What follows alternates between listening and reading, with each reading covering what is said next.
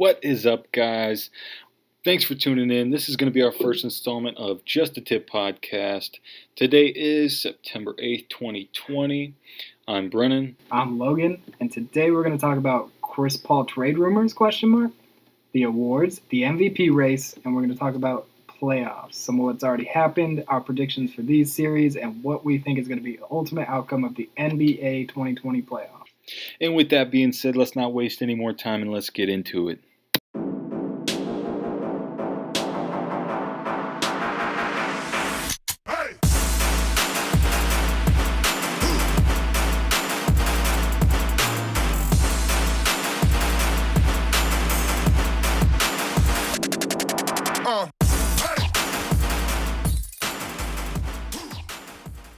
Chris Paul trade.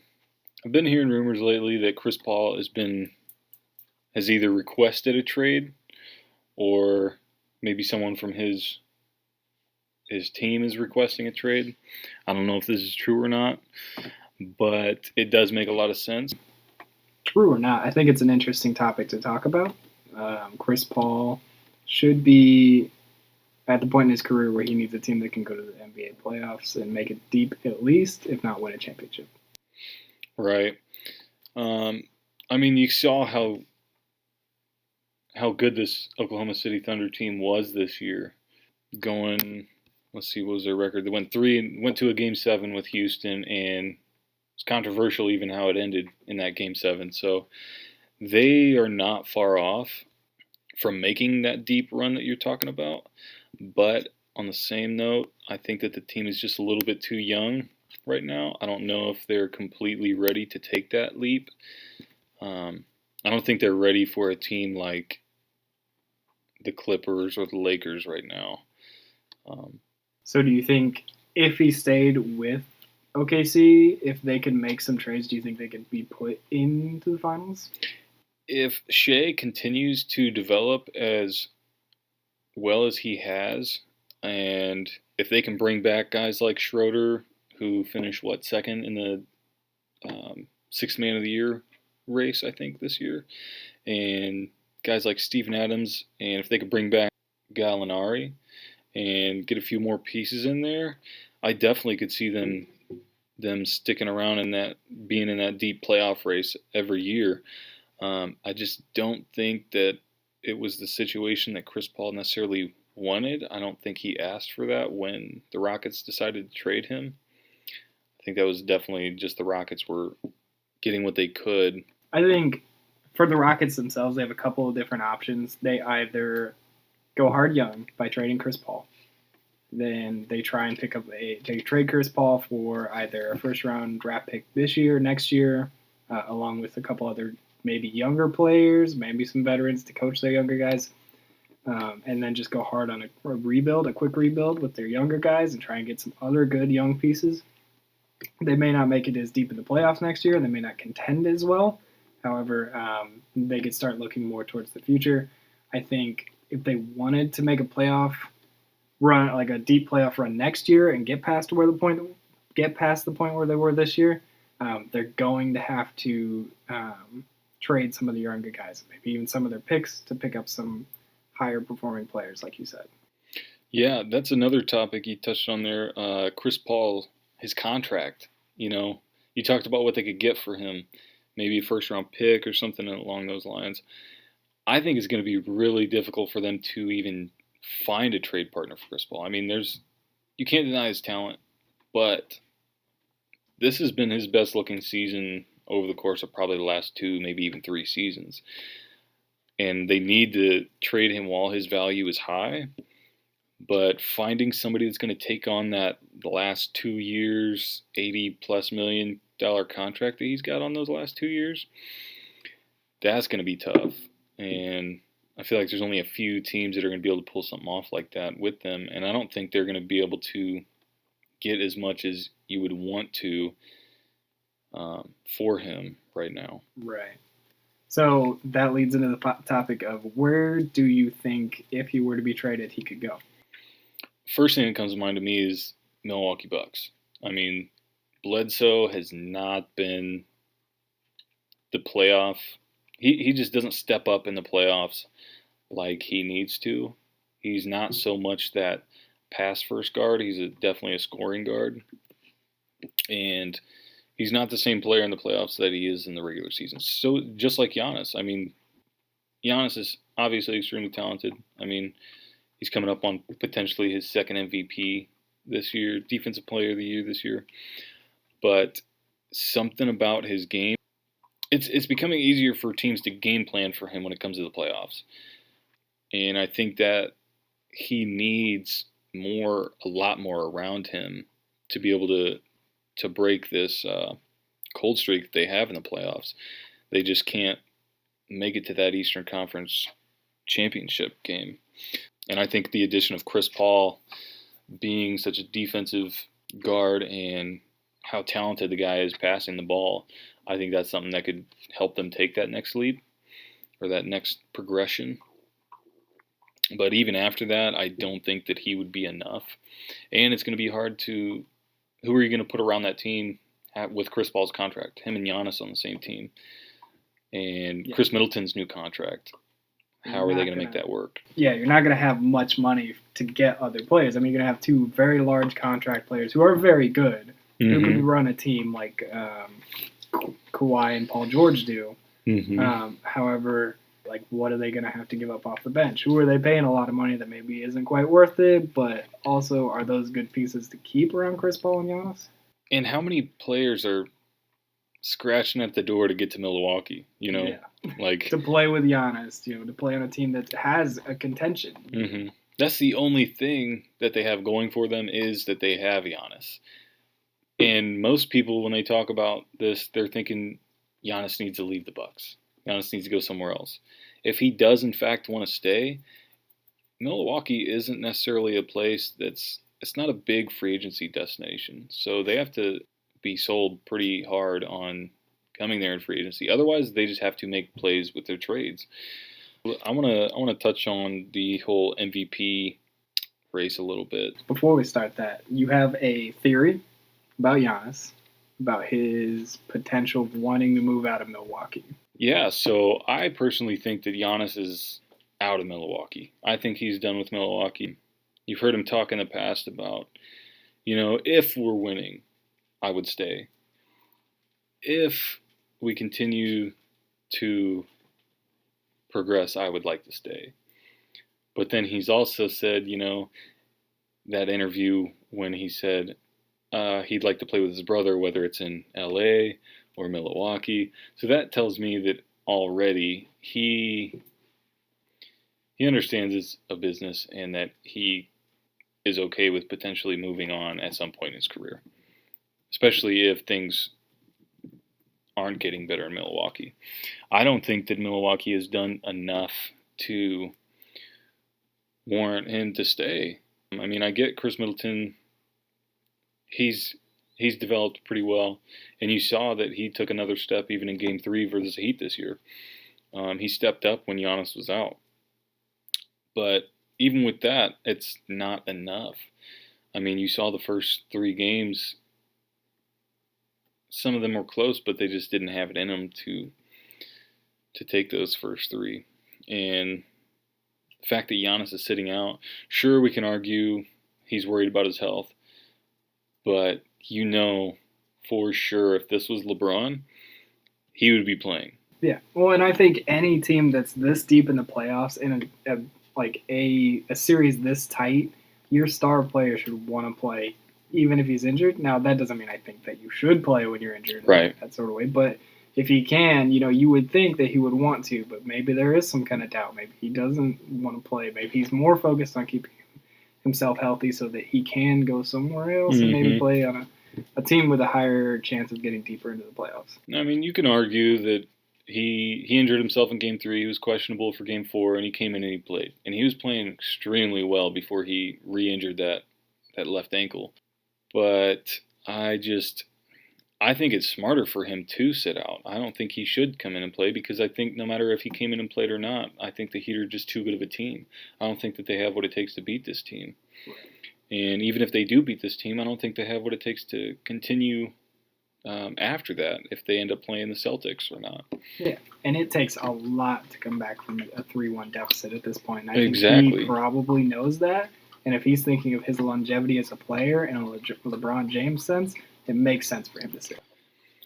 I don't think, I mean, I could be wrong, but I don't think any team has come back from an 0-3 deficit in the playoffs. I don't believe so. But with that being said, if Giannis isn't coming back to Milwaukee, where do you think he could potentially want to go play?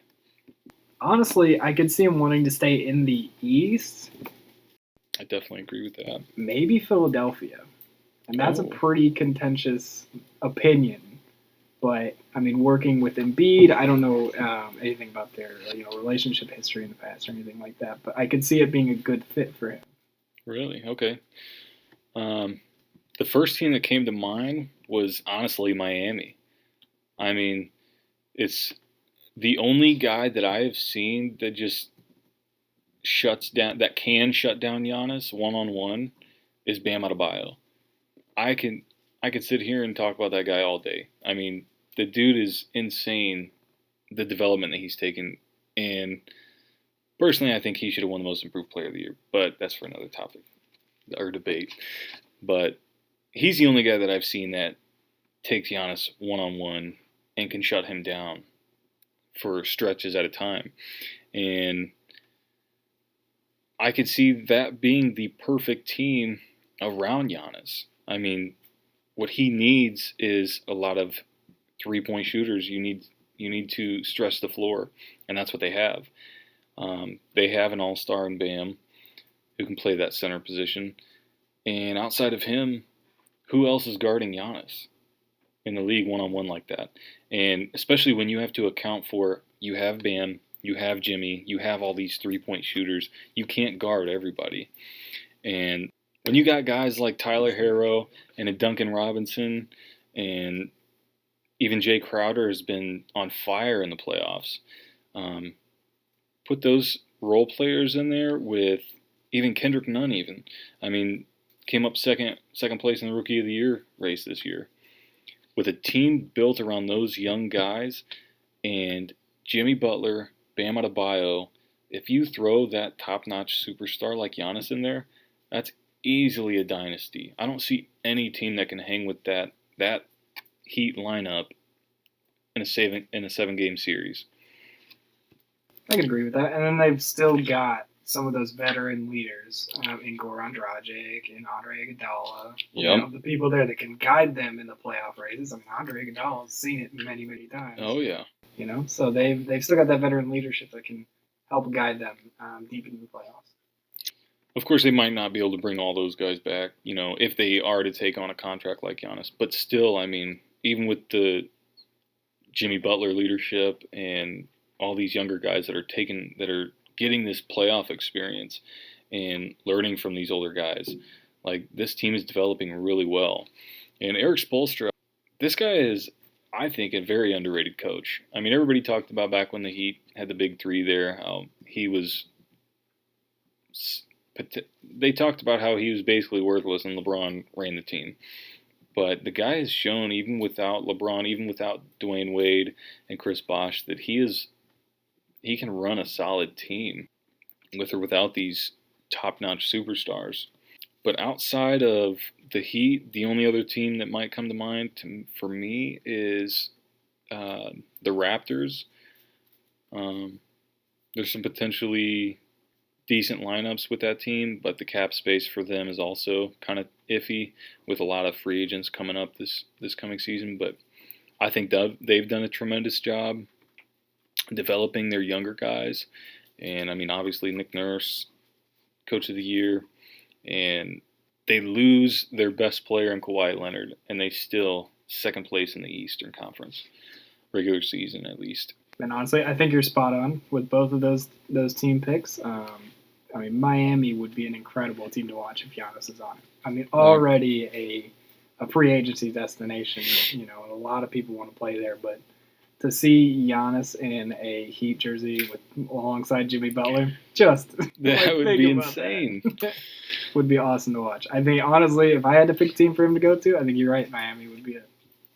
So there was talk about Giannis. I think it was Richard Jefferson tweeted out saying that Giannis is a Pippen. I completely disagree with that in a way, as in I don't see Giannis as LeBron James. I don't see him as Kobe or Michael Jordan. But Pippen was not a potentially two-time MVP. Giannis might be getting that. I think he's a different type of player than Pippen was. And Giannis has never had that Michael Jordan to play alongside. And he's always been that number one option. But I don't think that Giannis can do it by himself. I think he needs to take on that 1B role. I think he needs a guy like... He reminds me more of Shaq, to be honest. I think he needs his Kobe or his Dwayne Wade. I think he needs that other guy, and I definitely think that Jimmy could be that guy for him. Even though Jimmy's not on that talent level as a Jordan or a Kobe Bryant, but Jimmy's a killer. He's going to put everything he's got into it, and he's got that killer instinct. And when you put him on a team surrounded by all of those other threats, I think that would be pretty unstoppable. Well, and I think with Jimmy, we've seen it in the past couple of years. He's looking for that team that can get him there. You know, he got out of the Bulls, went to Philadelphia, didn't like it there. You know, it seems like he was searching, and I think the Heat may be the place for him. And if they could get Giannis, I think Jimmy would be stoked. And I think, honestly, that would bring it out of him even harder. Because at this point in Jimmy's career, he's also along the lines of Chris Paul, where he's looking for that championship. You know, he's at his peak. And I think just putting a Giannis next to him would give them both the drive to get a championship. Definitely. And, I mean, if anybody is going to be able to bring in a superstar, Pat Riley's your guy. I mean, you saw what he did with the Big Three, obviously, and he brought Jimmy in when they didn't have really anybody. And I think Pat Riley's definitely a guy that could easily persuade Giannis, especially with their team that they've got right now. And the fact that Giannis gets to see this firsthand and have to feel every single night. And now, having predicted the conference finals, why don't we go ahead and move on to the NBA finals? If I have to go with my predictions, it's going to end up being the Lakers and Miami in the finals. And like we talked about before, it's very hard to bet against LeBron. Yeah, 100% I agree with you. But you're going to think I'm biased here because I initially said, yes, it's hard to bet against LeBron. Part of me thinks that it's just fate or something, but I think LeBron is maybe destined to win this title. But if I'm going to be honest, I think if anybody has a chance to stop them, it's going to be the Miami Heat. Like I had talked about earlier with Bam Adebayo pretty much shutting down Giannis, I think he could definitely do the exact same thing with Anthony Davis. I was reading something earlier today about this Lakers-Rockets matchup, and more specifically, Anthony Davis when he's being guarded by P.J. Tucker. His per 100 possessions have been his weakest when being guarded by P.J. Tucker. He scored his least amount of points in this matchup when P.J. Tucker is guarding him. And I don't think that that's any knock on Anthony Davis, really. I think that just speaks to volumes about how talented P.J. Tucker is on defense. He's definitely a lockdown defender. And you think Bam could be that lockdown defender that Miami would need against Anthony Davis? Yeah, I think he's even better than P.J. Tucker on that defensive end. I agree with you. I think that Bam Adebayo could shut down Anthony Davis if he's at his best. However, for me, does Miami have enough to stop the rest of the pieces on the Lakers team? I mean, you put Jimmy on LeBron, can Jimmy guard LeBron well enough to prevent them from steamrolling? They've still got Dwight Howard as not only a defensive man, but still he could still put up some points for him, especially if Bam is focused on guarding Anthony Davis. For sure. So I think it's a matter of, do the Heat have enough? Do they have the depth that the Lakers do in order to win over them in 4 to 7 games? Yeah, and from my perspective, even if Bam doesn't shut down Anthony Davis, it's going to be a pretty good matchup for both of those two. Same with Jimmy and LeBron. I think if you want to compare just superstars to superstars, I'd probably give the nudge to LeBron and AD. With that being said, you take those 4 out of the mix. I think the series is going to come down to the play of their bench and the rest of their role players. And I think the Heat have a deeper team. I think they have a more talented roster as a whole. When you look past the superstars, I think, like I talked about earlier, Tyler Herro, Duncan Robinson, you threw in Goran Dragic and Kendrick Nunn. I forgot Kelly Olynyk's been making some pretty decent contributions. The team, they have shooters everywhere you look. As far as the Lakers go, you're still looking at, you've got Antetokounmpo off the bench. You've got Danny Green. You've got Markieff Morris. JaVale McGee, we've seen him do it before. He can put up those points. KCP, Quinn Cook, Jared Dudley, they've still got a pretty stacked bench. Yeah. Now, man for man, I don't know how that stacks up against the Heat bench, but it would be exciting to see. I think Kuzma would have to take a big leap and quick. LeBron said it himself. Kyle Kuzma has to be the third best player on this team if they want to get it done this year. And that's 100% true. I just haven't seen the rest of their team play with the consistency that the Heat's team has played with lately. But yeah, I definitely think it would make for an interesting matchup. I definitely think it would go at least 6, if not 7 game series. I think this would be one of the most exciting NBA playoffs finals that we've seen since probably, I would say, Cleveland and Golden State. I love that. I love that series when Kyrie hit a lot of those big shots. That was an exciting series to watch, and I think this would definitely rival that. Yeah, and then what a series it would be, LeBron playing against the Heat again in the NBA Finals. A new Heat, the same coach, with some even the same players as when LeBron played there. It would be a cool story, and I think, honestly, it's what we're going to see. I think the Lakers are going to come out on top. I think as far as many games as it's going to take, I'd say probably, if I had to put an exact prediction on it, I think it's going to be 4-2. 4-2? All right.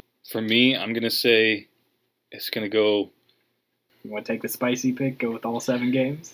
Yeah, I am. I'm gonna say that. I think it's going to go to a Game 7. I think it's going to come down to a Game 7 for sure. I think it's going to come down to the final minutes, and I don't think that this is going to fall on Jimmy Butler or Bam Adebayo's shoulders. I think this is going to come down to one of the role players hitting a huge shot, and I'm going to give it to the Heat in 7. All right. That's our final predictions for the NBA Finals. We'll hope they come true. Otherwise, we'll look like total knuckleheads.